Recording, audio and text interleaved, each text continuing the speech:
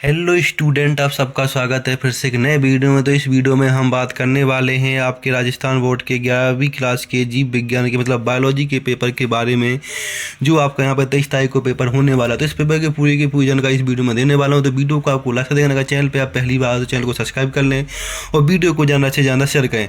तो इस जो पेपर की हम इस वीडियो में बात करने वाले हैं, सारे के सारे प्रश्नों की बात इस वीडियो में करने वाले हैं। तो वीडियो को आपको यहाँ पर लास्ट तक देखना, अगर आप चैनल पर पहली बार तो चैनल को आपको सब्सक्राइब कर लेना है और वीडियो को आपको ज़्यादा से ज़्यादा शेयर करना है। तो हम यहाँ पे देख सकते हैं, जैसे कि आपके सामने लिखा हुआ है कि यहाँ पे जो आपकी क्लास 11वीं का वार्षिक परीक्षा पेपर है, जो आपका यहाँ पर जीव विज्ञान मतलब कि बायोलॉजी का पेपर, आप यहाँ से पेपर को स्कैन भी कर सकते हैं। तो आपके पास टोटल 19 क्वेश्चन होने वाले हैं, जो आपको 3 घंटा 15 मिनट का यहाँ पर समय मिलने वाला। पूरा का आपका यहाँ पर 50 नंबर का होने वाला है। तो सारे के सारे प्रश्नों के उत्तर यहाँ पर बताए जाएंगे। PDF के लिए टेलीग्राम चैनल जो रह सकते हैं, यहाँ पे आपको अपना अंकों में रोल नंबर लिख लेना और यहाँ पे शब्दों में भी आपको अपना रोल नंबर लिख लेना और नीचे दिए गए निर्देश भी आपको यहाँ पे पढ़ लेने, जिसमें लिखा है कि सभी जो विद्यार्थी हैं जो प्रश्न पत्र के सबसे पहले अपना अनुक्रमांक अवश्य लिखें, रोल नंबर और जो प्रश्न दे रखा है उसके आगे इसके अंक भी दे रखे कितने नंबर का ये प्रश्न आपका यहाँ पे बनता है। तो सारे के सारे प्रश्न करेंगे, बस वीडियो को आपको लास्ट तक देखते रहना है। तो यहाँ पर देख सकते हैं कि आपके सामने पहला प्रश्न आ गया है, क्या बताऊँ, जिसके अंदर बहुविकल्पीय प्रश्न पूछे गए हैं, मल्टीपल चॉइस क्वेश्चन, जो आपके यहाँ पे 1 नंबर का एक प्रश्न होने वाला। टोटल आपसे 10 मल्टीपल चॉइस प्रश्न यहाँ पे पूछे गए हैं। तो जो सबसे पहला प्रश्न यहाँ पे पूछा गया, इसमें लिखा है इंडियन बोटेनिकल गार्डन कहाँ स्थित है? लखनऊ में, दिल्ली में, हावड़ा में, बनारस में। तो इंडियन बोटेनिकल गार्डन कहाँ स्थित है? तो ये आपका यहाँ पे कहाँ पे, हावड़ा या फिर बनारस या दिल्ली या लखनऊ। तो यहाँ पे आपको ऑप्शन में बता देना कहाँ पे आ जाएगा। प्रश्न नंबर दूसरा पूछा गया, निम्नलिखित में से आपूर्ण कवक क्या है? तो इसमें पहला ऑप्शन पूछा गया है कि बेसिडियोमाइसिटीज, या फिर दूसरा पूछा गया है ड्यूटीरोमाइसिटीज, तीसरा है फाइकोमाइसिटीज और डी नंबर एस्कोमाइसिटीज। इसमें से क्या है वो आपको यहाँ पर टिक कर देना है। अब हम प्रश्न नंबर आपकी बात करने वाले हैं तीसरे की। तो तीसरे में पूछा गया है कि क्या बताऊँ, विषाणु में अनुवांशिक पदार्थ होता है, कौन सा पदार्थ होता है? RNA होता है, प्रोटीन होता है, DNA होता है, या फिर RNA या DNA दोनों होता है। तो इसमें आपका आंसर हो जाएगा RNA और DNA दोनों इसमें होता है, प्रश्न नंबर तीसरे का। इसके प्रश्न नंबर चौथे में पूछा गया है आपसे कि द्वि निषेचन किसका विशिष्ट लक्षण है? किसका है? आवतबीजी का है, अनावतबीजी का है, वायोफाइटा का है, या फिर टेरिटोफाइडा का। इनमें से क्या हो जाएगा वो आपको यहाँ पर टिक कर देना। तो सारे के सारे प्रश्न कराए जाएंगे, बस वीडियो को आपको यहाँ पर लास्ट तक देखते रहना है। नेक्स्ट क्वेश्चन चलते हैं, प्रश्न नंबर 5। तो यहाँ पर प्रश्न नंबर 5 में पूछा गया है आपसे कि अंड समुच्चय में कितनी कोशिकाएं होती हैं? 2 कोशिकाएं होती हैं, 3 होती हैं, 4 होती हैं, 1।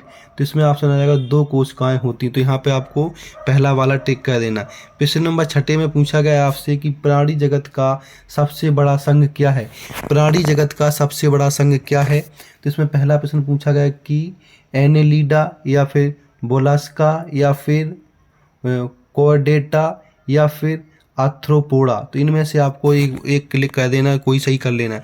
तो इस तरह से पूरे के पूरे प्रश्न कराए जाएंगे, बस वीडियो को आपको वहाँ पर लास्ट तक देखते रहना है। तो यहाँ पे आपका आ जाता है प्रश्न नंबर 7, जिसमें पूछा गया है कि आपसे श्वसन मूल किस क्षेत्र के पादपों में पाई जाती है? मरु स्थलीय, या फिर अनूप क्षेत्र में, या फिर क्या बताऊँ जलीय क्षेत्र में, या फिर इनमें से कोई नहीं, किस में नहीं पाई जाती श्वसन मूल, वो आपको यहाँ बता देनी है। प्रश्न नंबर आपको यहाँ पे 8 देखना है। तो प्रश्न नंबर 8 में क्या पूछा गया वो देख। प्रश्न नंबर 8 में पूछा गया निम्न में से द्विबीजपत्री पदार्थ कौन सा है? गेहूँ है, सरसों है, बाजरा है, या मक्का। इनमें से क्या है वो आपको यहाँ बता देना है। प्रश्न नंबर 9 में पूछा गया निम्न में से जटिल ऊतक का उदाहरण दीजिए, कौन सा है? पहला आ जाएगा जाइलम, दूसरा आ जाएगा पेरेन्काइमा, तीसरा आ जाएगा कोलेनकाइमा और चौथा आ जाएगा स्क्लेरेन्काइमा।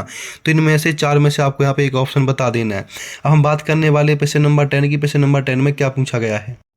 तो प्रश्न नंबर 10 में आपसे यहाँ पे पूछा गया वो देख लीजिए। प्रश्न नंबर 10 में पूछा गया कि क्यूटिकल नहीं पाई जाती। क्यूटिकल किस में नहीं पाई जाती? तो यहाँ पे आ जाएगा तना में, पत्ती में, मूल में, उपयुक्त सभी में। तो यहाँ पे इसका आंसर आ जाएगा उपयुक्त सभी में ये नहीं पाई जाती है। तो यहाँ पे आपका 10वें का आंसर हो जाएगा, और किसी में नहीं पाई जाती। तो इस तरह से आपके पूरे के पूरे मल्टीपल प्रश्न जो होते हैं वो सारे के सारे हो गए हैं। तो इन सारे के सारे प्रश्नों को आपको अच्छे से याद कर लेना, यहीं से आपके प्रश्न बनने वाले हैं। अब हम प्रश्न नंबर दूसरे की बात करने वाले। इसके अंदर आपसे पूछा गया कि रिक्त स्थानों की पूर्ति की। तो यहाँ पर रिक्त स्थान भरने हैं, जो आपके यहाँ पे 8 प्रश्न होने वाले हैं, एक नंबर के प्रश्न आपके पूछे जाने वाले हैं। तो यहाँ पर सबसे जो पहला प्रश्न पूछा गया है, जिसमें 11 नंबर प्रश्न पूछा गया, हृदय पेशी खाली स्थान में पाई जाती है। हृदय पेशी कहाँ पाई जाती है ये आपको यहाँ पे बता देना। प्रश्न नंबर 12 पूछा गया, भारत में पाई जाने वाली मेंढक की सामान्य जाति कौन सी है। तो भारत में जो मेंढक पाई जाती, जो यहाँ पे भारत में जो मेंढक पाए जाते हैं उनकी सामान्य जाति कौन सी, वो आपको यहाँ पे बता देनी है। प्रश्न नंबर 13 पूछा गया कि यूकैरियोटिक कोशिकाओं में खालिस्तान प्रकार के राइबोसोम पाए जाते हैं। तो इसमें कौन कौन से प्रकार के राइबोसोम पाए जाते हैं वो आपको यहाँ बता देना है। प्रश्न नंबर 14 में केंद्रक की खोज सर्वप्रथम सन 1831 से पूर्व किसने की थी। मतलब कि 1831 से पूर्व सर्वप्रथम जो केंद्रक है, मतलब तो जो केंद्रक की है उसकी खोज किसने की थी सर्वप्रथम, वो आपको यहाँ पे बता देना है। नेक्स्ट प्रश्न पे चलते हैं। नेक्स्ट प्रश्न क्या पूछा गया उसकी यहाँ पे बात कर लेते हैं। इसके बाद नेक्स्ट प्रश्न आपसे यहाँ पे पूछा गया, वो देख लीजिएगा। प्रश्न नंबर आपसे 15 पूछा गया, जिसके अंदर पूछा गया कि राजस्थानी की झिल्ली खालिस्तान कहलाती है, क्या कहलाती है, वो यहाँ पे बता देना आपको। प्रश्न नंबर 16 में पूछा गया कि प्रोटीन में बंध पाया जाता है। तो प्रोटीन में कौन सा बंध पाया जाता है वो आपको यहाँ बता देना है। प्रश्न नंबर 17 में इंजाइम सक्रियकरण ऊर्जा के मान को कर देते हैं, क्या कर देते हैं, सक्रिय ऊर्जा के मान को। प्रश्न नंबर 18 में एस अवस्था के दौरान डीएनए की मात्रा हो जाती है। एस अवस्था के दौरान डीएनए की मात्रा कैसी हो जाती है वो बताने। तो यहाँ से आपके पूरे के पूरे जो खालिस्तान वो सारे के सारे करा दिए गए। तो इन सारे के सारे खालिस्तानों को आपको अच्छे से याद कर लेना है। इन्हीं खालिस्तानों से आपके पेपर में आने वाला है, तो इससे बाहर कुछ भी नहीं आएगा। तो इन सारे के सारे प्रश्नों को आपको अच्छे से रट लेना है, यहीं से आपका। नेक्स्ट प्रश्न की बात करते हैं। नेक्स्ट प्रश्न क्या पूछा गया, उसमें क्या पूछा गया उसकी बात कर लेते हैं।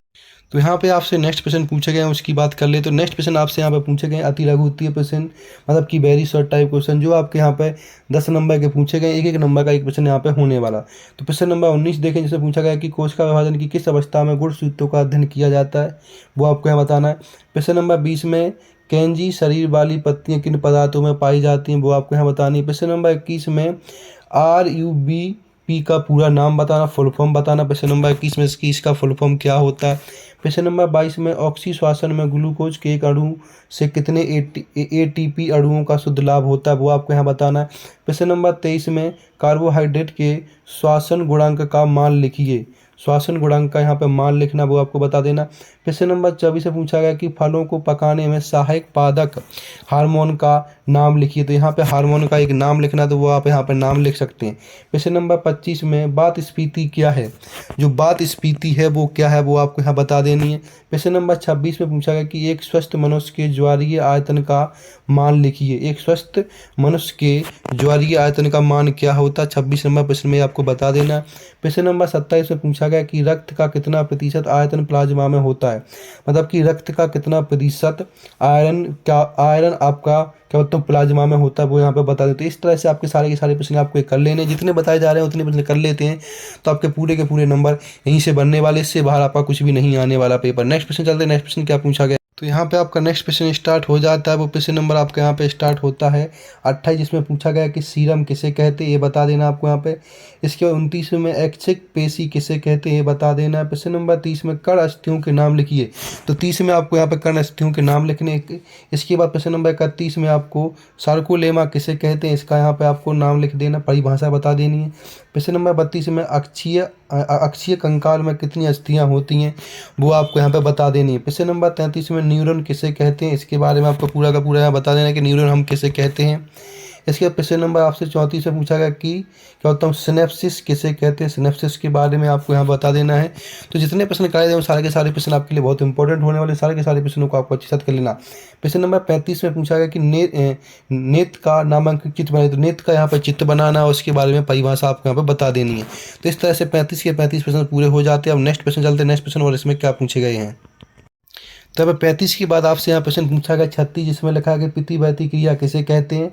प्रश्न नंबर 37 में पूछा गया आपसे मानव मस्तिष्क का नामांकित चित्र बनाइए। प्रश्न नंबर 38 में पूछा गया आपसे यूरोकोर्टिकल किसे कहते हैं, इसके बारे में आपको पूरा का पूरा विस्तार से बता देना है। प्रश्न नंबर 39 में नेफ्रॉन को समझाइए, नेफ्रॉन के बारे में आपको यहाँ पर बता देना नेफ्रॉन क्या होता है।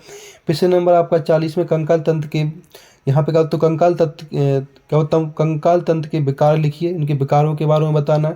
प्रश्न नंबर 41 में अंडाशय द्वारा स्रावित हार्मोन का नाम लिखते हुए उनके कार्य लिखिए कि क्या कार्य होते हैं। प्रश्न नंबर 42 में थायराइड अति सक्रिय को समझाइए, इसके बारे में आपको यहाँ बता देना। प्रश्न नंबर 43 में मानव में अंतःस्रावी ग्रंथि की स्थिति को चित्र द्वारा प्रस्तुत की। तो इस तरह से सारे के सारे प्रश्न आपके होते हैं। ऐसे ही इंपॉर्टेंट प्रश्नों